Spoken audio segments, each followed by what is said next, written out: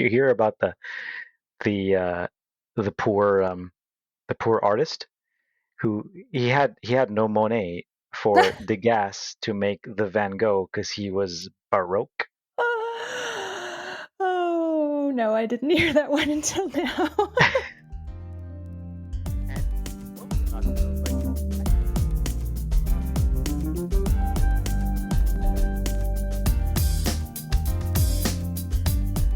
Hello, and welcome to The Foretop. It's a roundtable discussion of today's hot button topics in the wine and food world. And yes, they are going to be hot topics today. Oh, yeah. I'm your host, Catherine Cole. I'm joined by co-host Martin Reyes, MW, and we have two guests joining us for this episode. I'm trying not to laugh, who have built wine empires by embracing the taboo. That's right, Catherine. This is an interesting episode to prepare for. I started thinking about all the ways in which the wine industry uses taboos to sell. You know, personal experiences, we've all had them. Wine certainly played a role during my sex parties in the wait, no, sorry, that's a different episode. Never mind. I'm just kidding. I'm just kidding. Please jump in, please. Yeah, well, okay, yeah. So, yeah, wine is a little sinful, and I think the industry has definitely played on that, and there have been some very successful examples, like our guest today, who've built on this idea that wine is a little bit taboo and use that to build really successful brands. My own personal experience, I actually had a client this past year. This brand is all about the owner's love of hosiery and lingerie, to the point where each bottle is wrapped in custom lace Wolford hosiery, very high end. It's very attractive, but the website, I have to say, as my colleague and I were working on the website, we were sort of, we're like, wow, we are basically doing soft porn now. It's kind of like soft porn, I think. Yeah, like what I've seen. Yeah. We thought we worked in the wine industry, but Not that I know what that is, but yeah. At any rate, we were trying to be totally professional in these meetings, and I think we pulled it off. Yeah, those straight-faced meetings are going to be hard to keep up. And okay, all joking aside, today we're joined by somebody who has built his brand to some degree from a public-facing aspect on sexual innuendo, maybe sensual innuendo is a better word, and there's much more to that, and I'm really interested in digging into what his inspirations and motivations are. But Jean-Charles Boisset, JCB, he's owner of the Boisset Collection, and he is he's part winery CEO, part performance artist, and that's not an exaggeration. And Forbes magazine has said of him, it is sometimes difficult to tell where the serious winemaker ends and the louche alter ego begins. I'm extremely fascinated by where that conversation goes. But then we also have, right, Catherine? Yes, we're also lucky enough to be joined by André Mack, and I feel like with all this André. with all this louche talk in the beginning, we're just taking away from what André has achieved. True. It's not all about sex for him. No, it's about so much more. I mean, he has been such a trailblazer in the wine industry. He was the first, as far as I know, to do kind of the faux generic packaging, the very like simple white and black packaging on wine labels. He was the first winemaker I know to print up irreverent, funny T-shirts. He is the owner of Maison Noir Wines. He is the owner of the & Sons Hospitality Group, which has some great restaurants and establishments in Brooklyn. He has his own design agency, Get Fresh Crew. He is a highly respected sommelier and winemaker. He's an author, most recently of the book 99 Bottles. He gets millions of views on Bon Appétit's YouTube channel. I mean, he's a total rock star. And I love, he's just so fresh and irreverent. Like on the Bon Appetit YouTube channel, he'll say things like, wine tasting notes are bullshit. He's just very plain spoken, and his brand has always been so different, and we all have a lot to learn from his approach. So let's get this conversation started. Let's do it. There's so much here. I can't wait.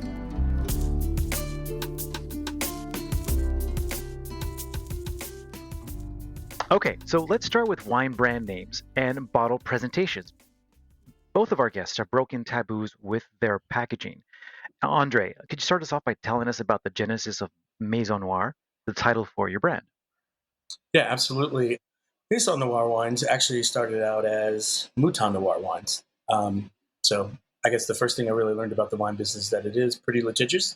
I'll get to that later, but that's kind of when you play in this bold world, there's a lot of different things that happen. The actual name of the company originally was called Mouton Noir Wines, translates to Black Sheep Wines. I mean, it was a nickname that was given to me when I moved to New York. I was the head sommelier at Per Se. There wasn't a lot of people who looked like me who did what I did. And also in between those four walls of the restaurant, I didn't do things the way that most sommeliers did. Hence, I was considered the black sheep within those four walls. It was a nickname that was kind of given to me by my fellow employees. At the beginning, I guess I didn't really know how to handle it, but I quickly embraced it. I designed the logo. It was my screensaver at work. And that was it. That was kind of how it all started. In between or while decanting, priceless bottles of Bordeaux, I would always make jokes about, the wines I was going to make, the names I came up with, the T-shirts I was going to design. All of those things all really started on the floor at Per Se. And Mouton Noir it just felt natural to me. It was like, I am different, right? And I think, by embracing what makes me different, helped me stand out in a way. And that's kind of really how it started. Yes, you're talking about that your series of swag. Like you mentioned those satirical teas, Barolo King, Run DRC. Those are I see those irreverent teas everywhere in wine now. But you were one of the first to roll, probably the first to roll out those ideas, weren't you? Yeah, I think for me, I kind of took inspiration from, growing up as a kid and, hanging out at the local skate shop. It was nothing for your favorite skater to hijack the 7-Eleven logo and put his logo in it.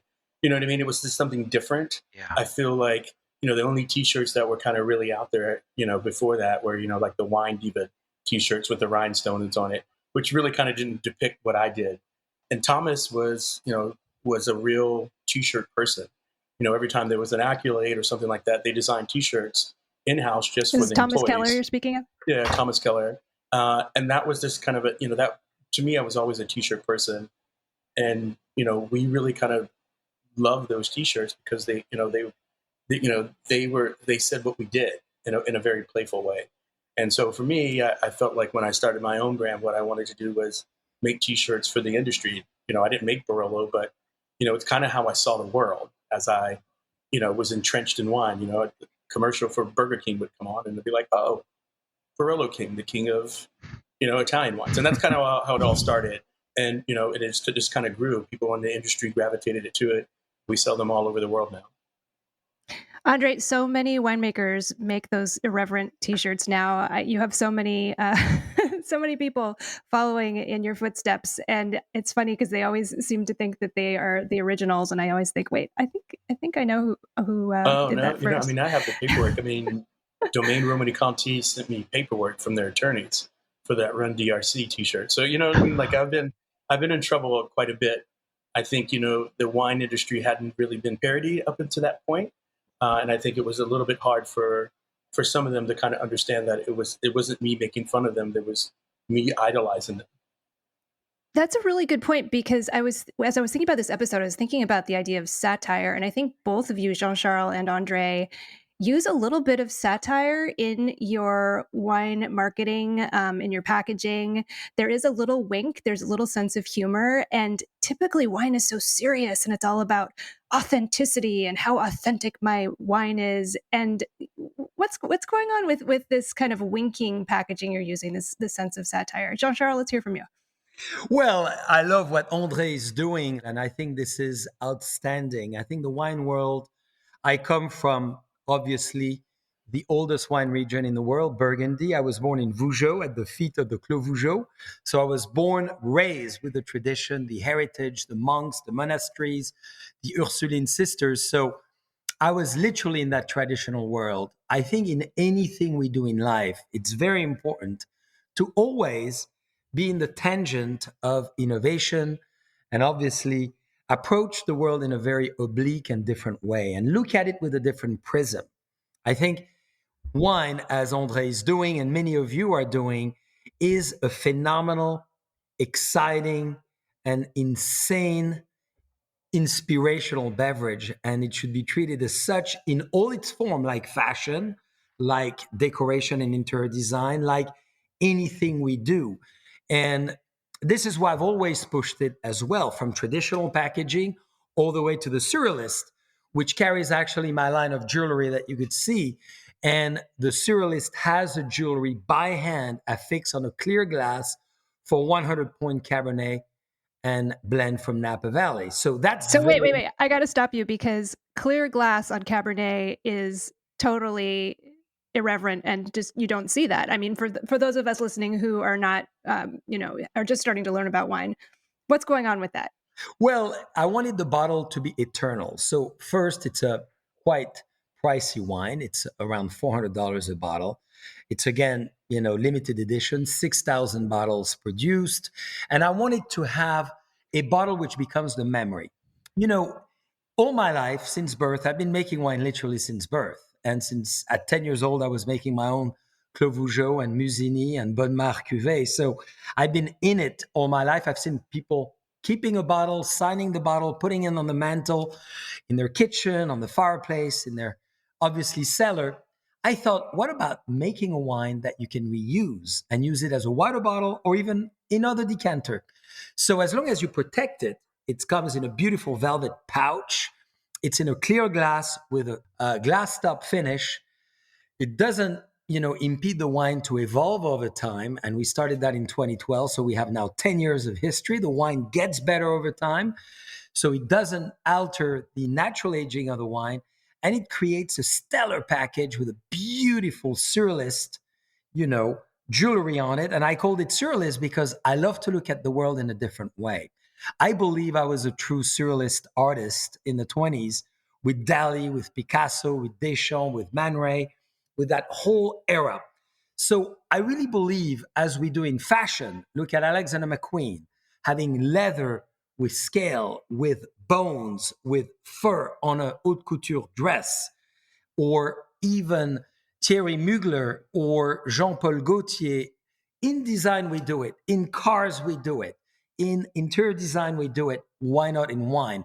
The content, as we all know, can be extremely delightful and inspirational and phenomenal.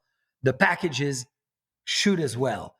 So I think if the wine is amazing, you should allow yourself a very large latitude of creativity and innovation, because again, it's all that presentation that really brings that new dimension to wine rather than just purely wine.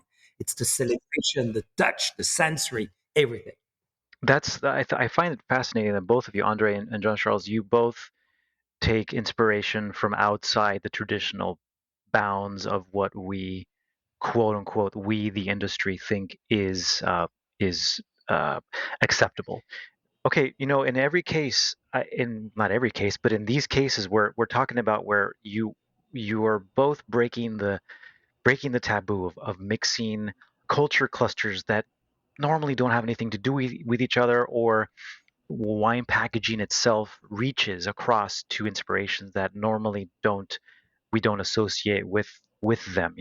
Fine wine with junk food, or video games, or different kinds of music that doesn't have anything to do, or our art, or the art form, like you mentioned, Jean-Charles, where you've got this bottle that then is a forever bottle that is reused for water or something else that has nothing to do with its original intent.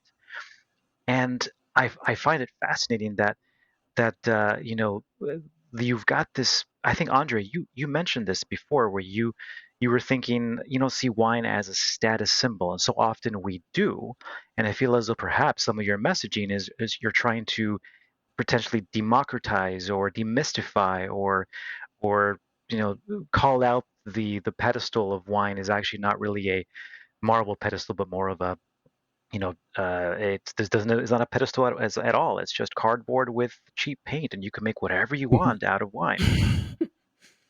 No, I totally believe that. I think the whole idea of like high art and wine always went together. What I realized, what it felt like to me was always, you know, people collected things. So if they collected art, they collected cars, they collected watches, they collected wine, and those things always seemed to go together. I think for me, the idea of art and wine, it still goes together. But if you look back and you start to look at the art that was coveted, so you're looking at Picasso and all those, which they still are. But now what's kind of creeped into that market is street art. So you're looking at, Banksy, Cause, and those kind of things. Like the artists have changed, and it's a little bit different. And kind of marrying those two with wine, to me, always seemed like that worked in a way. For me, the packaging, all of my packaging really derives from me being a kid and shopping in the grocery store. My mom was one of those where we went, we did one shop a month, huge shop, 2 or 3 hours kind of stuff, right? We went down every single aisle, and every single aisle was a cornucopia of colors, mosaic like. And then you went down this one aisle, which was kind of unbelievable, and everything was stark bright. And that aisle was called the generic aisle. And the generic was before grocery stores caught on to branding. They used to buy a brand called generic, where it was just all white, and then in in letters across black letters, it said what it was. So it'd say beer, white cans, beer. Chips would say chips, peanut butter, and so forth. And I just remember going down that aisle and how like it kind of like always struck me. I always took a step back, and then when I thought about wine packaging, and you walk through the wine store, there's tons of colors. And for me, I wanted something to stick out. And the fact that it was black and white made sense to me. The name of the company was called Maison Noir. So it all seemed to kind of fit in a way. And for me, I wanted to speak to a younger audience about wine. And I felt like you couldn't really do that, if I put my name on it.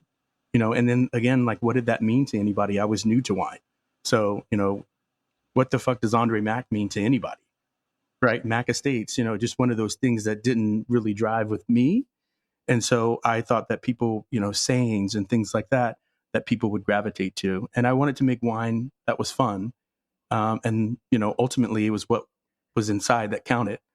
And, I ended up designing my own because I couldn't afford a designer. So for me, it was all just kind of by chance, like, hey, I don't have this, so this is what I decided to do. And that's kind of how I started. And it was just things I was into. I'm glad that you swore right there, man. I'm really glad you swore, because that swearing was taboo for so long. Oh, Wine. You no, don't see. no, No. It's absolutely. like some of the most popular notes that I wrote were the irreverent ones back in the day. In my own small way, I was trying to add irreverence, and my Yeah. boss would be like, "You can't swear. No, wine's supposed to be this, this sacred thing," and it could very well The be. sophisticated thing. Yeah. Yeah, exactly. Yeah. For some it is. Right. No, absolutely. And I just felt like, hey, I grew up on hip hop. Most of the kids who didn't look like me that I worked with, so did they. And for me, it was just something different. I knew about wine, but like I just knew that it didn't have to be this one thing. It could be, but for me, I wanted it to be all inclusive and European, and like in the sense that it wasn't a meal unless wine was on the table. It was something that was inclusive for everyone, and that was always my approach. I love that our two guests have completely different aesthetics. Like, your two aesthetics could not be any different. We've got Andre with a very minimalist, kind of a street aesthetic, and then we got Jean-Charles with this look that's almost kind of baroque that he's bringing to his bottles, putting jewelry on his bottles. And yet what I'm hearing is a similar message about just taking a different tack with your branding, with your marketing, and connecting with people in a different way. And I'm just fascinated by what I'm hearing. But I would love to transition the conversation a little bit, because one thing I've noticed about both of you in your marketing and branding is you have used sex. Let's talk about Sex. I was going sex. to say Let's talk sex. Yes. about it. Yes. Jean-Charles, let's start with you, especially as it relates to Raymond Vineyards. But also, you have a marketing campaign where you go by this alter ego called Agent 69. But at Raymond Vineyards, you famously got mannequins and lingerie hanging from fuzzy swings in your tank room.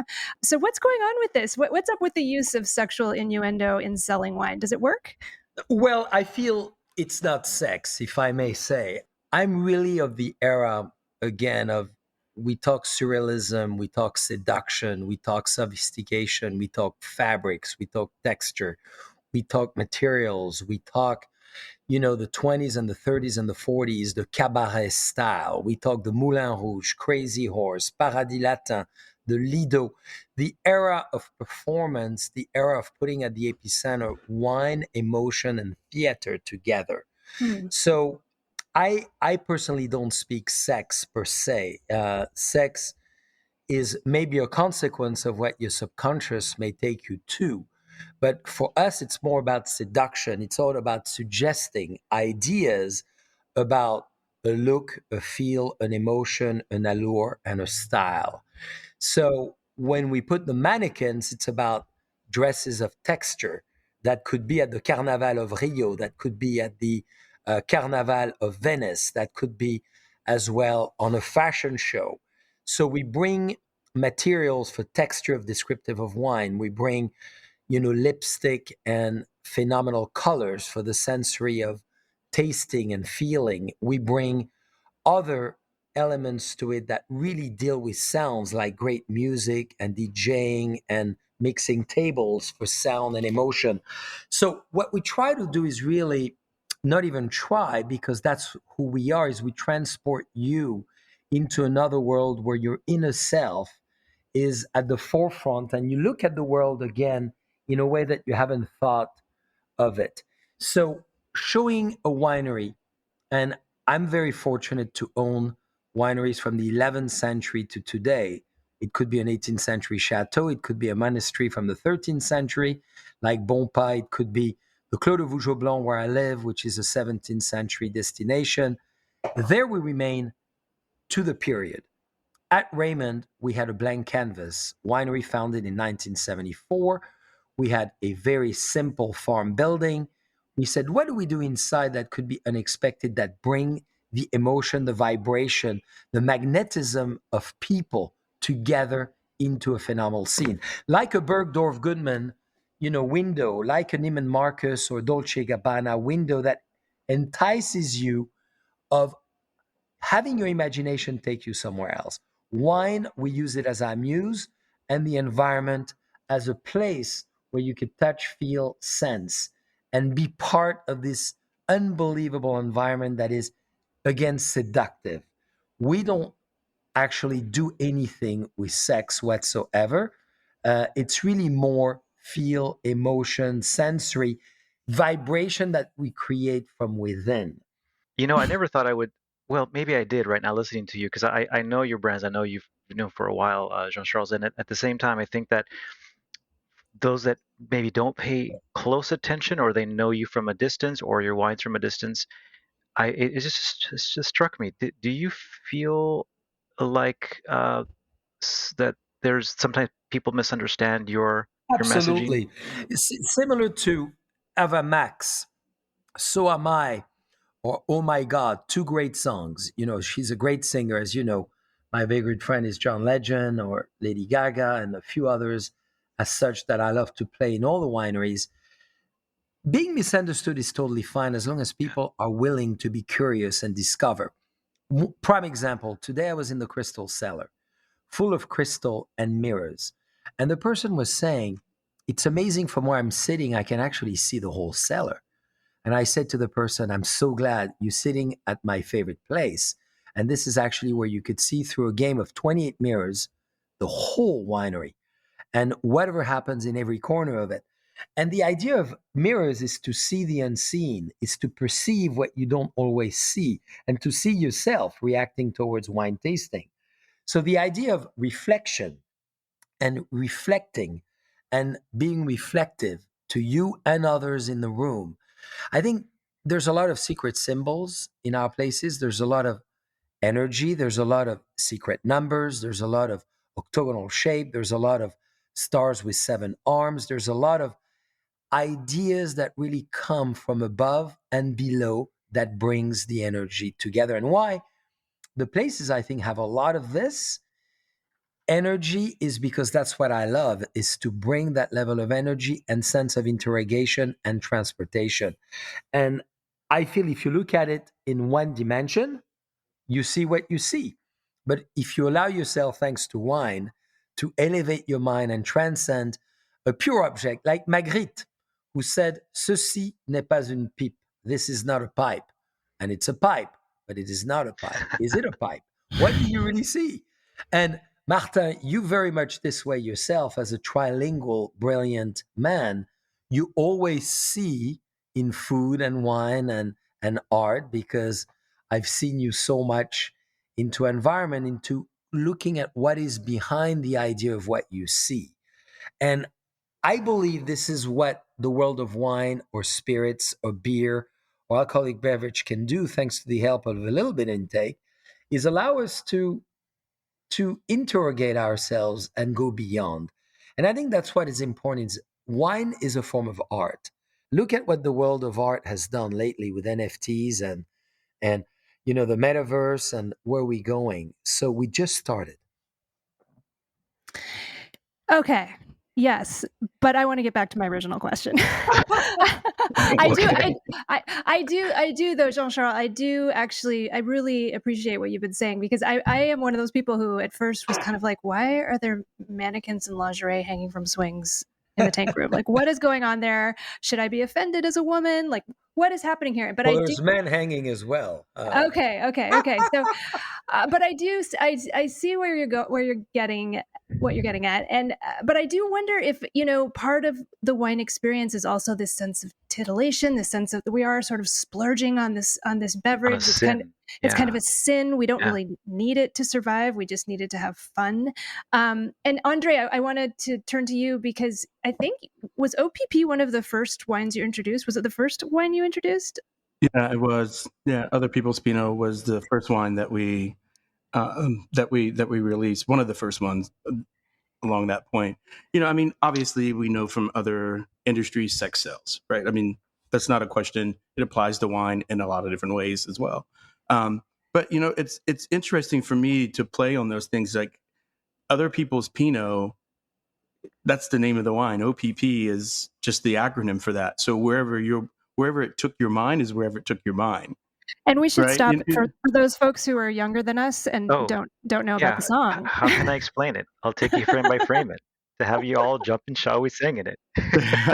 I always like to tell people that it depends on where you're from, right? If you're from Ontario, it means Ontario Provincial Police, right? If you're from New Orleans, it means Orleans Parish Prison. It can mean a lot of different things. The most popular saying of that was a rap song called OPP. I think the radio version was Other People's Property. And in some ways those were connected with this wine, but there was no connection. When I first started, I bought 8 barrels of finished wine from someone. We brought it into the winery. We always called those 8 barrels, referred to those 8 barrels as the Other People's, because I didn't make it, and we blended it in with wine, right, that I made. And kind of behind the gun, kind of really just at the beginning of learning the business, and didn't have a designer, and just said, hey, I'm just going to call it Other People's Pinot and put OPP on the front label. I'm going to make it look like my kid did it. And, from, my visions of walking down the generic aisle, and that was it. And so that there was an innuendo, which I thought was pretty interesting in a way, and telling, as I went out to sell it, and have been selling it over, since 2008. Some people were like, I can't have that on my back bar. And I was always like, but why? And they were like, because of what it means. I was like, but it means Other People's Pinot is what it means. The idea of having something on the back bar that said that, some people were offended, and I just could never figure it out. We danced the line a little bit in that way. I do think that And when it's I think good, about wine, yeah, when I think Andrea, about I'm wine, glad you are, because not thank to you. interrupt you as I No, go am, ahead. but I think it's so important. Yourself as a newcomer is doing phenomenal things, and we're so proud of what you're doing. And we cannot always please 100%. A Dolce Gabbana campaign or Benetton campaign or Chanel campaign, for that matter, the latest Louis Vuitton, is challenged because not Correct. everyone does like it. And so what? I think we need to take sometimes what we call a parti pris. That's a very good French word, which means a direction, and stick to it. And as long as there's a raison d'être, a reason to exist, as you have with your wines and OPP as well. My life is Pinot. I obviously tonight serve Clos Vougeot, and I'm serving Musigny and Bonne-Mare. Those are the Mm-hmm. most insane Pinot. And at the same Yep. time, I'd love to serve your wine, because why not? I think the world of Pinot should be as large as we can and as wide as we can, and all of us belong to it. So, I just wanted to reinforce what you're doing. I think it's fabulous.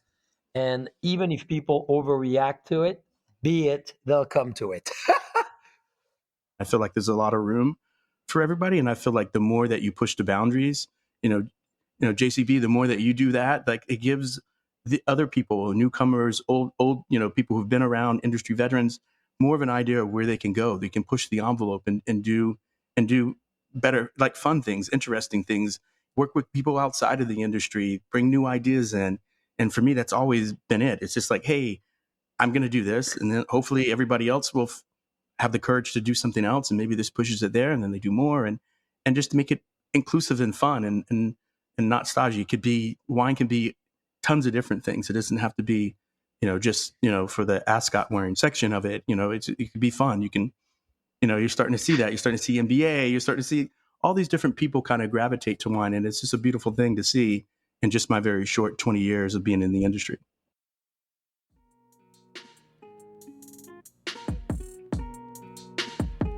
We are delighted to be sponsored by Grand Moraine. If you plan to visit Oregon or if you live here, definitely reserve a tasting and get on down to Grand Moraine. It's an open-air winery in a really beautiful hillside spot just outside the towns of Yamhill and Carlton in the foothills of the Coast Range right here in the Willamette Valley. And there's a little secret about the Willamette Valley right now, and that is that our Chardonnay is absolutely beyond. It's so delicious right now. We have got a Chardonnay renaissance going on here. And Grand Moraine Estates Vineyard is planted to Dijon clone Chardonnay. And after a gentle whole cluster pressing, winemaker Shane Moore lets that juice slowly ferment for more than 12 months with regularly stirring for texture in mostly neutral oak. Now, if you don't speak wine, let me just translate. This is a really painstakingly made, silky, delicious white wine. You've got to try it. But don't take my word for it. Order that delicious Chardonnay online. Go to grandmoraine.com. That's GRANMORAINE, grandmoraine.com. And enter the promo code 4TOP for complimentary shipping. Thanks, Grand Moraine. Both of you touch on something that I think is really, really interesting about wine has a double-edged sword itself. It's its own worst enemy and its own greatest champion, because it always comes with a sort of a challenge. As just like both of you said this, and both of you touched on it in different ways. Like, you imagine you're a wine bottle showing up to a party. People automatically look at you. They know you have this invisible user's manual, and whether you're a novice or a connoisseur, they react to you. And we got to face it. No other beverage throws out that challenge to be consumed like wine. Like, do you know me? Do you want me? Do you even deserve me? Those kinds of questions come through. But at the same time, it provokes those opinions from every vantage point. Andre, you brought up the punk rock movement of wine, natural wine, and JCB, excuse me, Jean-Charles, you brought up ways to both evoke art, but also to change the perception of something that is on the surface maybe sexual to something more deeper, more meaningful, something like an enduring, emotional, mysterious journey that happens to also pull into it energy that's sensual. That's much more fascinating than Exactly. just calling something sexy or not sexy. Absolutely. I believe, we are in the world in general, seem to somehow, except in certain countries, be afraid of seduction and charm and allowing flirt and flirtatious and emotion to transcend. So, what will be wine tomorrow is an interesting thought. What is spirits today is maybe a much more dairy world than wine is when you think about it. Jean-Charles, you're actually, this is perfect, because I wanted to ask everyone to kind of to sum up our conversation today. Why is it that wine marketing so often dabbles in the taboo? And what I'm hearing from you is that there are a lot of similarities between wine and fashion, which makes a lot of sense. These are both luxury products. But I think there's got to be more reasons than just that. I'm wondering, is it because there are so many small wine brands? I mean, wine is sort of unusual in that it's not, I mean, yes, of course, there are a few very big wine brands, but the industry seems to be dominated by these smaller brands, and they do need to separate themselves from one another. I mean, what are some other reasons for why we see this very irreverent packaging, specifically with wine, and this very irreverent marketing?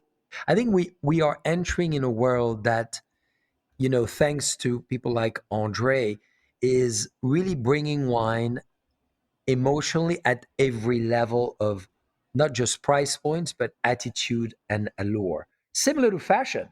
I mean, when did you see?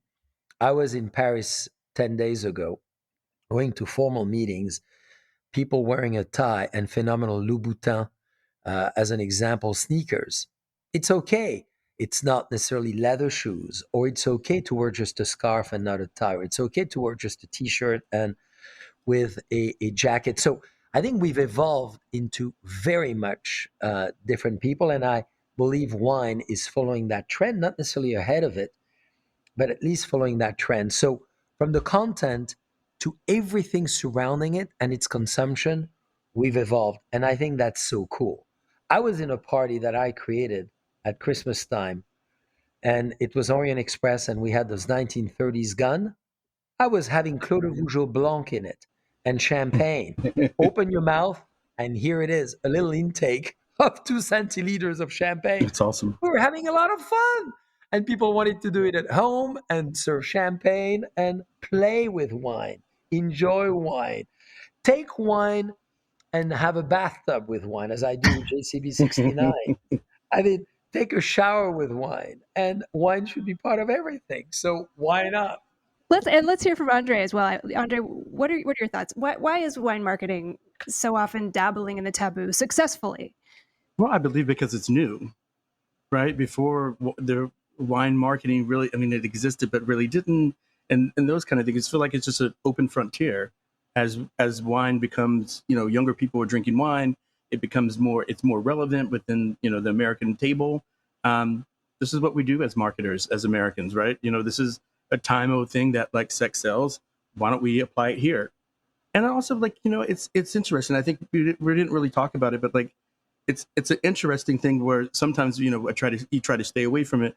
Alcohol is the great enabler, right? In a way, right? You say what you feel. You tell somebody that you love them or you have a crush on them. It's like, I think it's that thing of like wine is like special, and it's this thing, but it kind of you go for it when you drink it.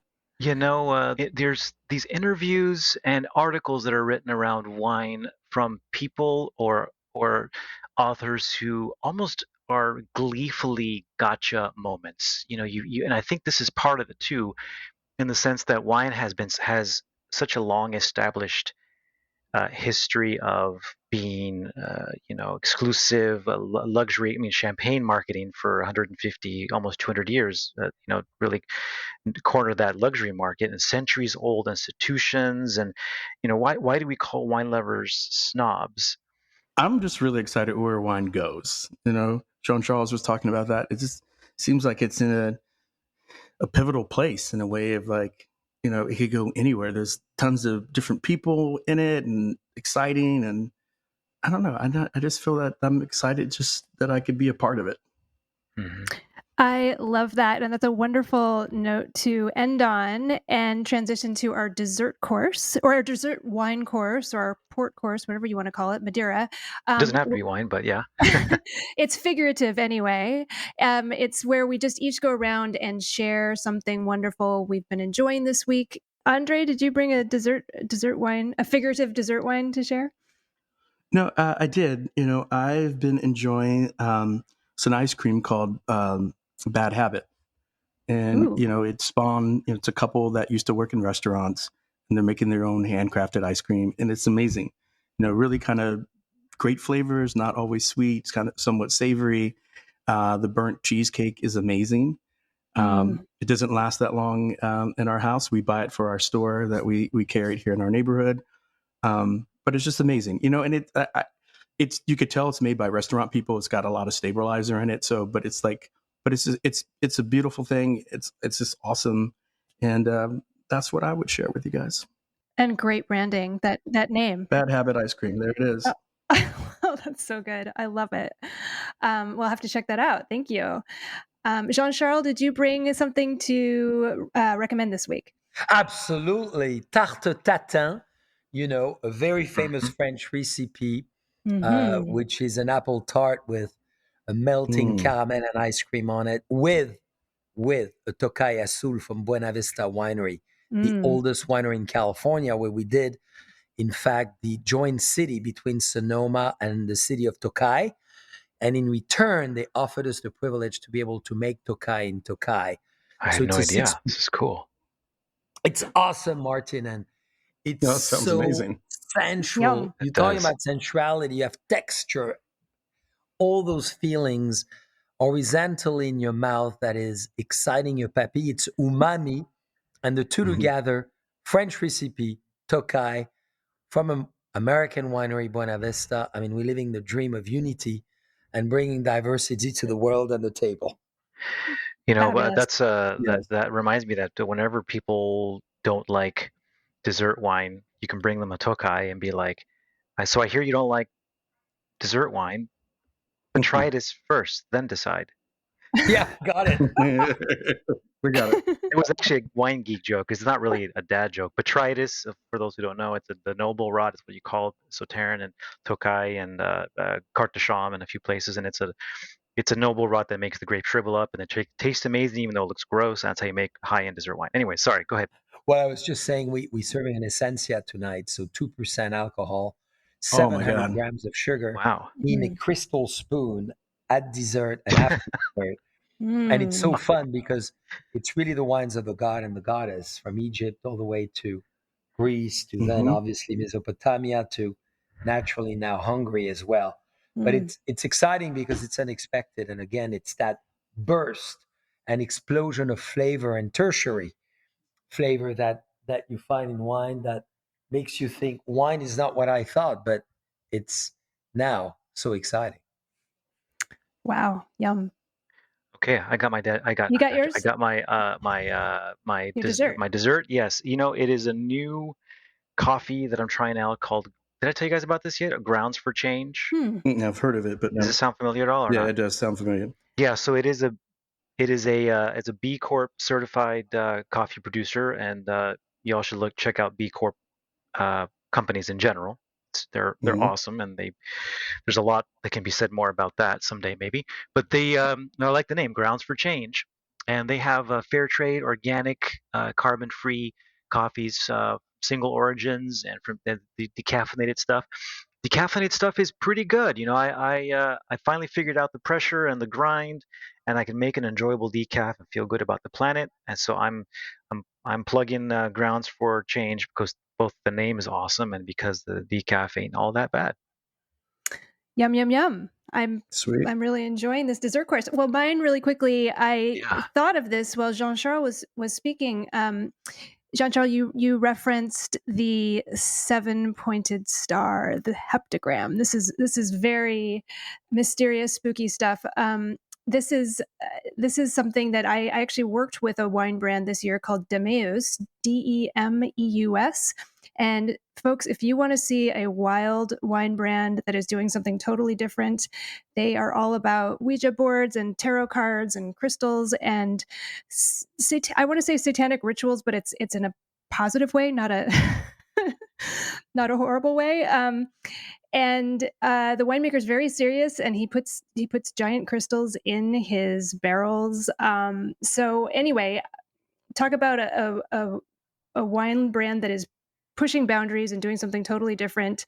Definitely a lot of 7-pointed stars on that website, which I worked on. And I have to say it was really fun doing the copywriting for them because I had to get in a totally different space. So check it out, Demeus.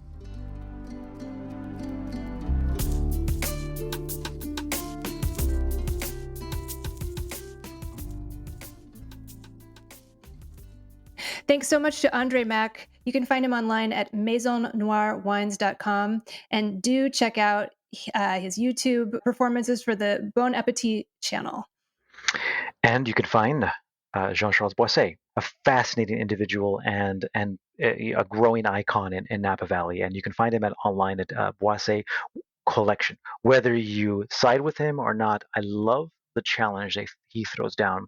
I love the challenge that Andre throws down. It makes our industry better, not being the same monochromatic beige color of average writing tasting notes. Some of them that I've written myself. So there you have it. I mean, that is so true of Andre as well. He has just completely changed the industry. Exactly. I think these two have single-handedly, in many ways, changed the industry, both of them. And you know who else is shaping the industry?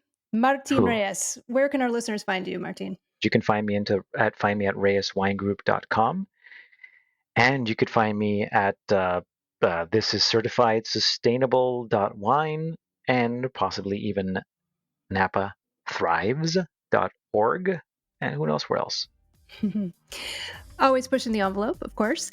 And you can find me, Catherine Cole, at catherinecole.com, but don't go there. Go to theforetop.org and head over to our social media channels where you can let us know what you think about taboo marketing. There are so many different wine labels we didn't even discuss on this episode. What are the wine labels that have titillated you or offended you or opened your eyes? Please let us know. And please subscribe to The Foretop on your favorite podcast app. And please do leave us a rating on Apple Podcasts so that other folks can find us. We are signing out for this evening. I'm in the high-fiber, protein-packed city of Portland, Oregon. Thank you so much for listening. Bye-bye. This has been the Foretop Podcast. Catherine Cole is our executive producer, Izzy Kramer is our senior producer, and I'm Keelan King, sound supervisor. We are also assisted by audio editor, Michelle Richards, our production assistant, Rachel Grossman, creative assistant, Lex Rule, and editorial assistant, Nick Toole. Please visit our website, theforetop.org, to learn more about us, listen to back episodes, reach out to us on social media, and purchase books written by our amazing panelists. And if you have not already subscribed to The Foretop on iTunes or Spotify, please do so and leave us a rating. Stay safe out there, and thanks for listening.